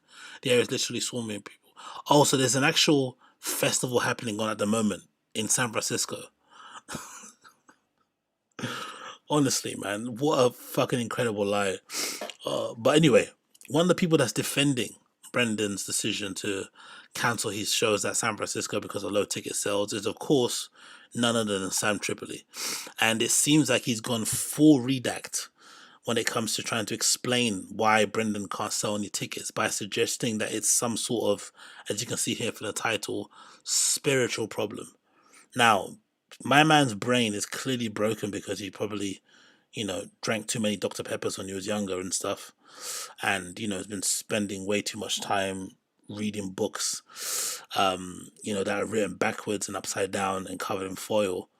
But regardless, if there was one explanation that I could have never predicted in terms of how to explain why Brendan can't sell tickets in San Francisco, nothing would have ever come close to describing it as a spiritual problem. Ever. I wouldn't have come close to describing that at all. And I actually want you guys, as you're watching this clip, courtesy of the Fire and the Kids subreddit, to watch as Sam Tripoli tries to, coherently ramble through his points and to make sure you understand why he thinks it's a spiritual problem and why you don't get it and why it's deeper than rap and blah, blah, blah. But whilst you're listening to him speak, please also focus on his co-host, who all seem to be pretty normal looking, decent people who are maybe not as far down deep into the rabbit hole wherever he's in, right? And it's always funny too when you hear someone ranting the way Sam does, and the background that he's in is pretty bright. So it's a pretty normal, clear day, middle of the day, having a great time, and he's able to just turn it on to this sort of level. You're like, Jesus, man, imagine what you're like during a downtime. Anyway, just focus on his co-host as Sam Tripoli tries to explain why Brendan Schaub doesn't sell tickets in San Francisco. Just freaking recession porn on the internet, on Twitter, on everything, to the point that I think people don't want to spend the money, which is going to just accelerate with everything that's going on. I have no answers here, but this is all manifestation. They want the economy to crash, so everybody's in. I have no answers here, but this is all just manifestation. You can't make any. There hasn't been a better line said in a long, long time in it. I have no answers, but let me tell you the answers that I know. Pain, and I know how he doesn't want to hear that, or maybe other people that don't buy into conspiracies, but This is all spiritual, and they just pushing this narrative so everyone gets into scarcity. Nobody spends any money. Nobody's going to. You see people like they're canceling gigs on the road because no one's buying tickets, and it's not just big names. It's like people trying to do their own gigs. Comedy clubs are like, dude, our numbers are just been bad. Yeah, because people are watching the internet and watching the news, and they're just hearing about the end is near, and everybody's saving their money, which is accelerating this crash. But I'm going to tell you something. Or people are realizing that most of these people aren't worth the money that they're basically trying to extract from punters. Just imagine what a ticket to see Sam Tripoli is going to fetch you on a weekend. Just imagine. Imagine how much it's going to fetch you to see him on a weekend. $20, $15, $30, not including your gas, not including your parking, what you're going to eat that night, what you're going to drink, are you going to pick something up? It's a lot of money to go see Sam Tripoli basically rant the same way he does on podcasts on stage. Is that really worth the money? In the post-pandemic world, you just given birth to a kid, you just got a new dog, you bought a new car, you got a new bike, you started a new job. Can you really justify traveling anywhere to go see Sam Tripoli perform and do comedy? Probably not. So maybe the pandemic has awoken people in terms of common sense, in terms of prioritizing what actually matters, in terms of cutting the fat and be like, you know what? I'm not going to listen to these people be on stage. They're shit. They're not funny. They're not worth the money. They're not worth the time. They're not worth the effort. So I'm just not going to go. But the things that I do want to go to, I'm going to make sure I go to them. I'm a good example of it. I'm still going to festivals. I'm still going to gigs. I'm still going to live shows. I'm still traveling. It may not be as to far-flung places as I did before, but I'm still going to places I want to go to because I want to go to them. But the stuff that I don't want to go to anymore, I'm trimming the fat and I'm leaving them behind. But this idea that somehow spirituality comes into it is absolutely insane. Especially when it comes to Brendan Schaub, it's like, you're not talking about people who are like at the top of their flipping class in what they do. You're talking essentially about people who are just doing it in order to keep the lights on. Of course, it's a bit crass to say it, but essentially, they're not moving the needle. No one's going to look back at what they do and think, oh my God, what Sam Tripoli said about this was really illuminating and really kind of, moved things in culture. No, you're just doing it to keep the lights on. No one's really going to remember or care about you when you're gone. It just is what it is, isn't it? We all have our part to play in life. So if that's the case, and you're in a post-pandemic world and people are being reminded that they have a short time on this planet that we call Earth, why would you waste it going to see these people perform? Just think about it. Why would you do that? Unless you're a fan, which is also a good thing, because now, I would imagine, as bad as it is for them to sell tickets, it's also a good time because now you know who your fans are. The people who are coming out to see you perform, they really fuck with you. They really, really like you. They really love you to some extent. The fact that they'd leave their homes to come and see you, of all people, perform means that they really, really love and appreciate you. So what do you owe them? A good show. You owe them to put the whiskey down. You owe them to put down the lines and save it for at least for the end of the show. You owe them to put down the joint. Do you know what I mean? To maybe not eat a full meal before you go on stage, whatever it is, and give them a good show. Because they made the effort to fucking see you, because they could be doing many, many other things, but they came to see you perform. But this idea that it's spiritual is just wild. And also, what's with these conspiracy theories, people going into the realm of spirituality anyway? If you're going to be a conspiracy theorist nut, be a conspiracy theorist nut. Double down. Let's talk about some real crazy shit. Don't suddenly start hiding behind God and spirituality and devils and demons and shit. Like, fuck off. Let's be real. Let's go down the real route. Let's be atheist. Let's actually try to explain everything away without having to, ascribe to God and devils and demons and shit. Come on, let's really go for it. This whole being like fucking this whole being a conspiracy theorist trad person is really bizarre, I think so. Very, very strange. It's a battle between good and evil. Oh yeah, so you happen to be the good knight.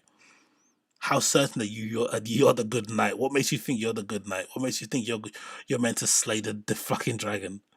You might actually be the dragon. You know what I mean? What absolute nutcases, man! Like I just can't believe it. Spirituality. Okay. Okay. Whatever you say, sir. Whatever you say. What else we got here to talk about? Oh, this is fucking great too. This is a clip. I don't know who this guy is, Ryan Davis, but I'm assuming he's a comedian. And he had a very astute observation and I think description of who Brendan Schaub is and his type of comedy. And he had some very encouraging words to say about him in general. I thought I would share with you guys here. Hopefully you'll like it just as much as I did. Brendan Schaub used to be an MMA fighter, and now he's on Joe Rogan. Yeah, this nigga is awful. He was awful in MMA, and he is awful at stand-up comedy. This nigga is terrible. They gave him a special on Showtime. This nigga was bombing in front of his own audience. Niggas paid to see you. They should just be excited that you're in the fucking room. And people they were like, oh my God, I paid to see this nigga. And I can say, you know what? You deserve it. You deserve any person who was punched in the head professionally, and then you go, I wonder what he's thinking. You deserve to waste all your money. He's awful. Absolutely terrible. Absolutely terrible. Okay, Ryan, we got. That's what I know. Oh, absolutely brilliant, right? Absolutely brilliant dissection and description of the one and only B. Schaub. Oh my God, that's absolutely amazing. Anyway, I'm close to dying, guys. I don't think I can keep this up for longer, as you can see. My body and my mind and my soul and my spirit is on this last legs. It really is. But anyway, let's keep powering through. Let's just do one more and I'm gonna end it because God Almighty, man, I'm feeling absolutely brutal. Let's play this up here. Bear with me 1 second. Yeah, this is his account, right? This is his account. Let's get up on here. So it looks like our guy B. Schaub has decided to up the ante when it comes to putting content up online in terms of stand-up material.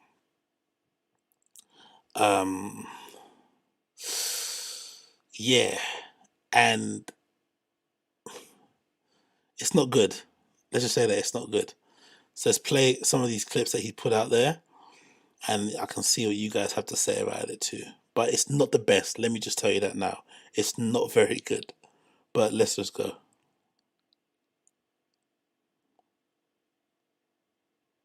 Portland's cool. We're staying right across the river down there downtown. I've been here about 3 years. A little dicey, yeah? A little dicey. A little dicey. Right? So is that the new phrase? Dicey, yeah? With the phase. Dicey, dicey, dicey. I mean, Portland's basically Gotham City.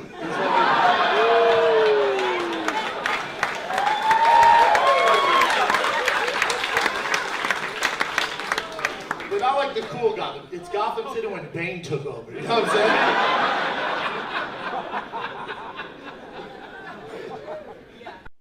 Not to be that guy, because obviously it's going to reveal how much of a flipping geek that I am. But that doesn't really make any sense, innit? Gotham was never cool. Gotham's always been crime-ridden. It's always been a cesspool of depravity and corruption and misery. Which is why Batman exists, right? He's trying to restore order. He's trying to bring back some semblance of balance, trying to make it a somewhat livable and safe city again. With obviously the, cooperating with the police and whatever maybe he's doing. But when Bane comes around, it isn't about him trying to make Gotham worse. It's about him exposing Gotham for what it is. But it's already there. It's not like it was it's not Portland.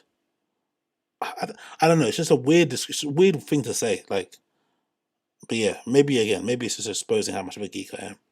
You think government's your ally? I was born in the rain. What the fuck is happening here?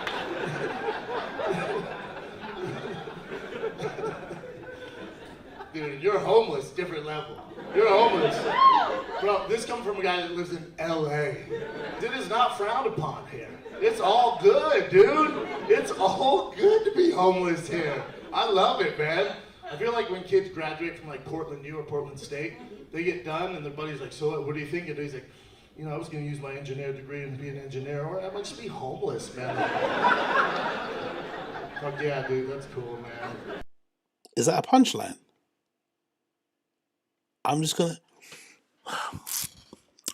You remember the top of the show when I played that Joe Biden clip? Remember that Joe Biden clip I played? This clip of Joe Biden falling off a bike. Do you remember this clip I played?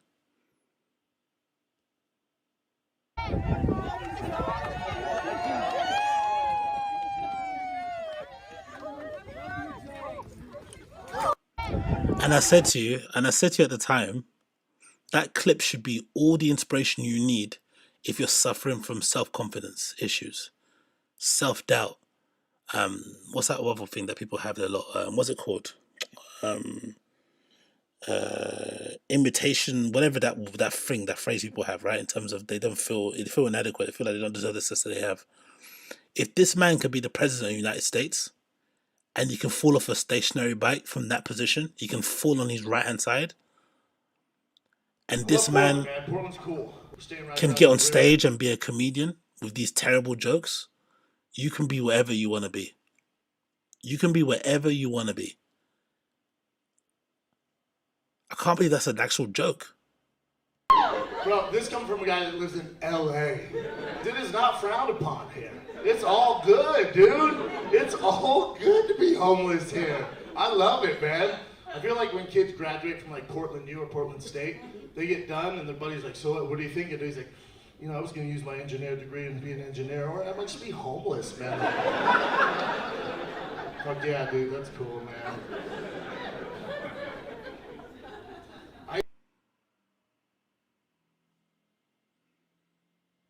Some Wagyu burger day, I didn't finish it. I'm walking downtown, walking down the street. I see a homeless dude, skinny as shit. I'm like, oh my man, you look starving.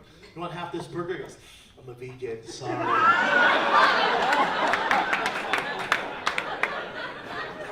I'm back. I was like, you know what, let me give you some cash, dude. He goes, ooh, do you have crypto? Different.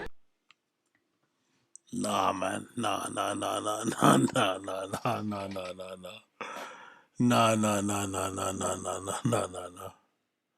Excuse me?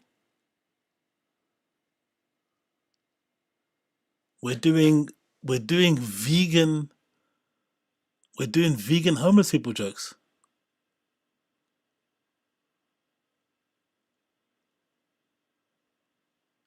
Is that what we're doing? We're doing vegan homeless people jokes in 2022. We're doing crypto jokes, Bitcoin jokes in 2022. Cool.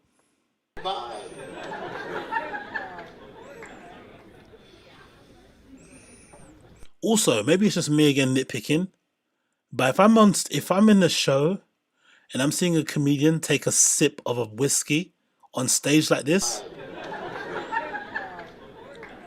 I'm assuming they're having a tough time at home.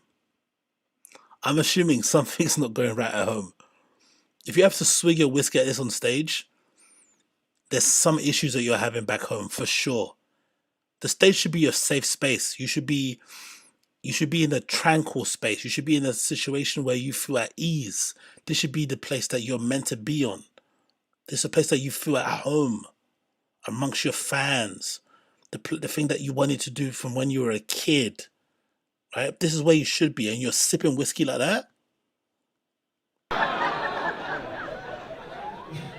Different vibe. That's a lot of pain. That's a lot of pain. That's a lot of pain. Portland's white, huh? Portland's white. Whitest city in America. Portland is a white person's Wakanda.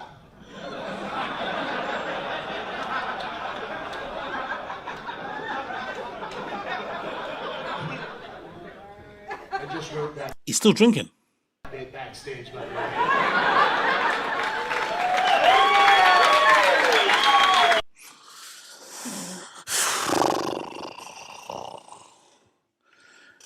This is so fucking bad. Positives. Just to be positive on the positive side. Positives is that he's finally starting to put more of his stand-up material out there. If you're gonna be shit, you might as well be shit in public. There's no point being shit in private.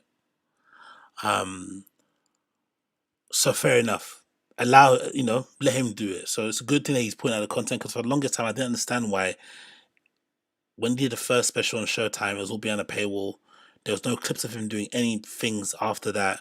When Schultz and all these people were smashing it with their little clips and things they were putting online, and Bert Kreischer was smashing it with the online content, with the clips and stuff, he didn't take part, even though he was somebody that was pretty, you would say, social media native and easy to kind of, do all that kind of stuff with. He didn't get his foot involved because I guess he didn't want to receive any bad hate and stuff. But now that the cat's out of the bag and we see how good or not you are at stand-up, just put it out there anyway, innit? Who gives a fuck?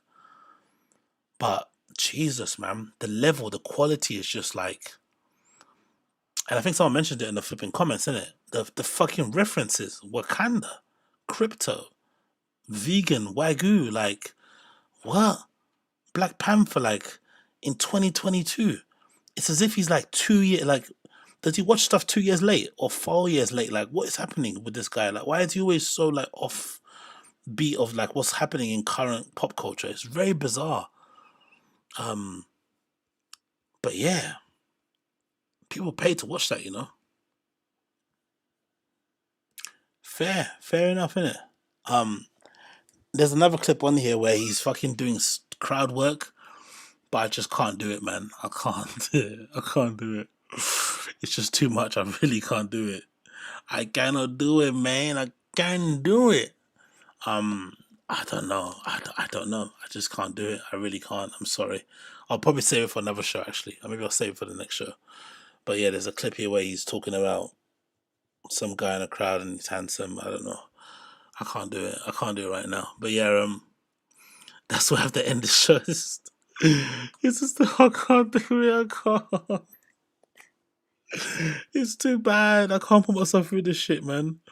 Honestly, I can't put myself through this shit.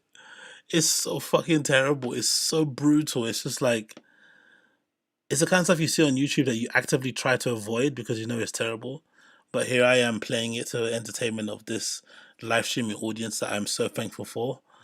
But I just can't play it, bro. Alright, fuck it, man.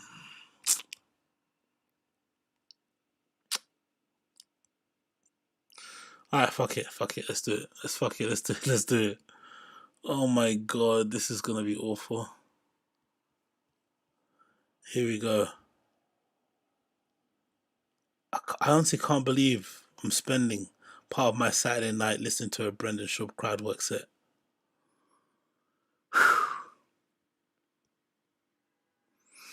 Alright, fuck it, let's do it. Newsom said today on KTLA, shout out to KTLA, Newsom, piece of shit, but handsome devil though, handsome fucking dude, I'll give him that. I wish he wasn't so fucking handsome. This guy looks like his son. What are you, a fucking model? You're distracting, dude. What are you, a model? What are you, the next Captain America? What's happening right now?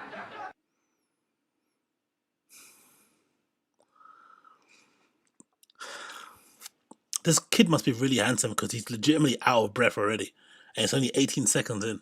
Are you the voice of the new Buzz Lightyear? Sir, you are breathtaking. Jesus Christ. Trying to contain this erection, but these fucking tight pants are giving it away. You guys should all get a good look at this gentleman out there. This is the most, like, hacky shit ever in the world, isn't it? Like, gay, hot guy, meme, joke things. Like, really? This is what you have to offer the world? Fucking hell, man. Like, bro, he's so hot, bro. Look at the size of his dick, bro. Like, oh, God almighty. I don't know what you do, man. The sky is the limit, my man. I mean, the next Top Gun? Fuck's sakes, dude. On your helmet just says dime piece? That'd be fucking sick. God, I'm just fucking okay, dude. It's like, I'm not even gay, but fuck, dude. Few drinks and it's going down, homeboy.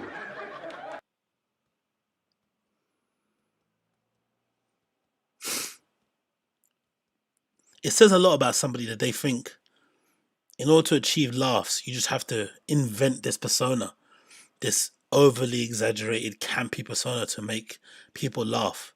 You don't have the ability to just tap into who you are, exaggerate that for a little bit, and then get laughs. You have to create this whole entire persona. It does say a lot about you, innit? As a human. It really does. Few drinks going down, Maverick. You know what I'm saying, dude? I'll be your bottom gun, you feel me?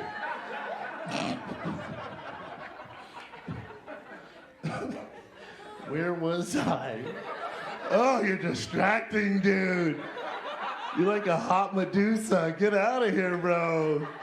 Get your dick out of my face, dude. Jesus Christ, man. Let me try to kill. I'm just going to hold this here so it blocks you out. Another drink? You're one lucky lady. Do not leave your man around me. So right now you live in the green room. It's going down, dude.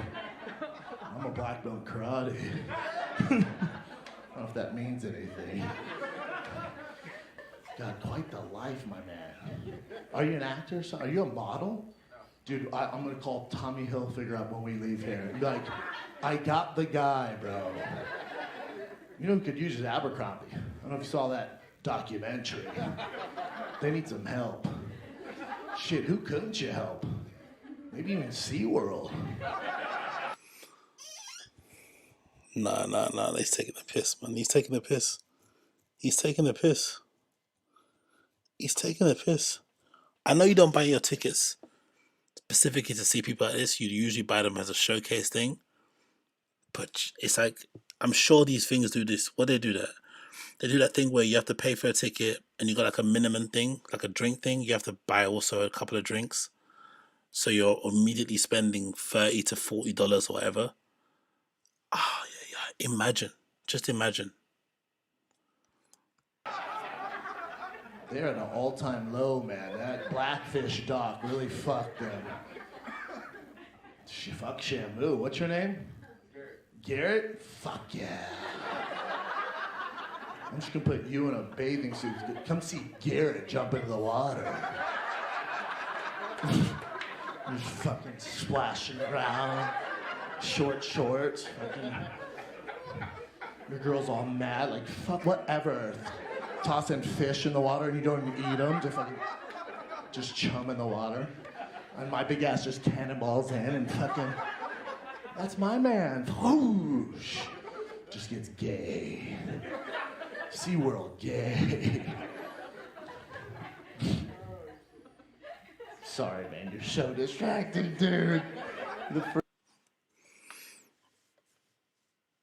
It's the most uncomfortable piece of crowd work I've seen in my entire life. I was going to ask a question. Is crowd work meant to be this uncomfortable?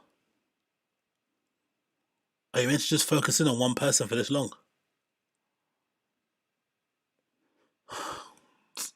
First ever having a crowd after 7 years. I might have to escort you out of here. You might have to fucking leave, dude. I can't focus, man. Do you like Ferraris? I have one.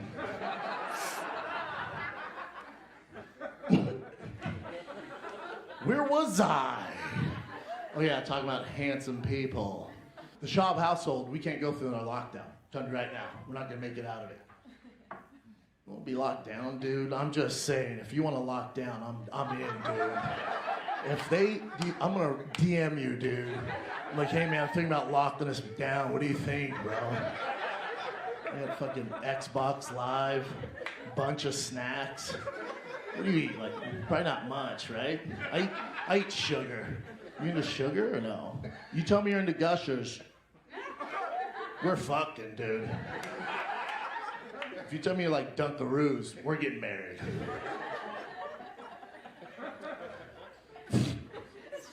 Sir, I will lick your asshole. I'll tell you that. I hate to keep going your way, but I'm telling you, dude, you name your prize, daddy.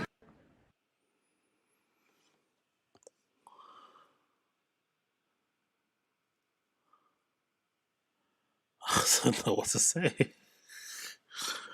Holy shit.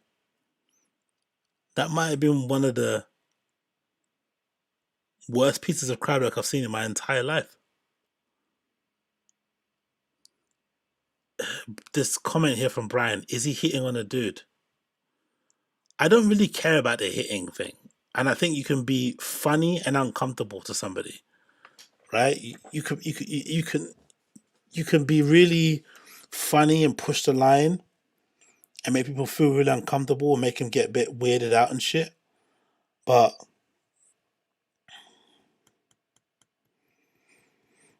I'm pretty happy the water filling the tub for my kids' bath drowned all that out. I don't blame you. Your kids do not deserve to be punished listening to that nonsense. No child deserves to be listening to this. No human deserves to be listening to this. No living thing should ever listen to this. And it's not even the fact that it's overtly uncomfortable. It's just not funny. Like, what is this? I don't know. Anyway, it's 1:47, nearly 2 hours. I can't do this, man. I'm done, guys. I'm done. I'm off. I'm finished. This fucking finished me. I can't do this anymore. I just can't do it. Nope. I'm over it. I'm done. I'm out. I'm absolutely out. So thank you for those of you that are tuned in. Thank you for those of you that have hanged around. If it's your first time listening to the show, you liked what you've heard, please make sure that you subscribe to my channel. That'd be greatly appreciated. Please make sure you like my video too. For those of you that have been watching, let me check the likes because obviously I want to make sure you guys are liking my things. If you please, that would be greatly appreciated. Okay, whatever. Likes are not as good as they need to be, but hey, hopefully you like it at the end of it. That'd be greatly appreciated. I'm going to try and be back on here more often. I'll probably do another live stream on Monday. So enjoy your weekend for now and your Sunday and whatnot. I'll give you guys a break and give myself a break so I can mentally recover from listening to these people talk absolute bullshit. But thank you so much for you guys for tuning in again. Apologies for the silence and the absence. As I said, I've been away, I've been ill, not been too great, but I'm on the mend now and feeling a little bit fine. So hopefully things should be back to where they were prior to me being ill. But thanks again for tuning in. It's been a pleasure to have your company, everybody. Really, really has. And I'll hopefully see you guys again very, very soon. Take care, man. Peace out, my G's.